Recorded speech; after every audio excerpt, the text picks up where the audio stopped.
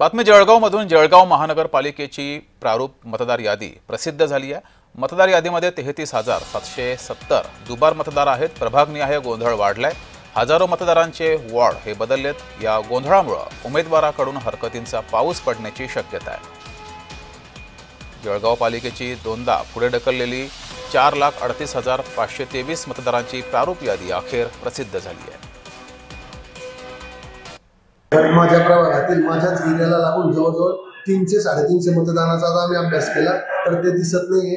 त्यासाठी आम्ही इथे आलेलो आहे। परत राहिलेलं दुबार मतदानाचा विषय की बऱ्याच ठिकाणी दुबार मतदान आलेले आहे। कोणाचं ह्या प्रभागात पण आहे, कोणाचं समोरच्या प्रभागात पण आहे। तर आम्ही आता प्रशासनाला विनंती केली आहे की याची दखल घेऊन आपण पुन्हा एकदा त्या भागात घेतलेल्या भागात जाऊन परत सर्वेक्षण करावं।